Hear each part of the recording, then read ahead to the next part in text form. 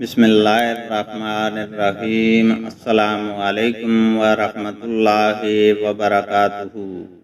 حدیث نبوی صلی اللہ علیہ وسلم ہے، رسول اللہ صلی اللہ علیہ وسلم نے مدینہ والوں کے لیے ذوالخلیفہ کو میقات مقرر کیا، شام والوں کے لیے جوفہ، نجد والوں کے لیے قرن المنازل اور یمن والوں کے لیے یلملم۔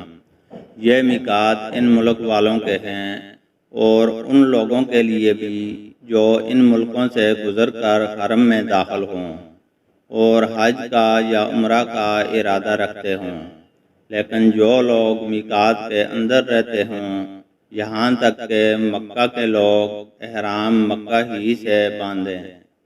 اللہ تعالیٰ سے دعا ہے کہ وہ ہمیں قرآن اور حدیث کو سننے، سمجھنے اور اس پر عمل کرنے کی توفیق عطا فرمائے، آمین۔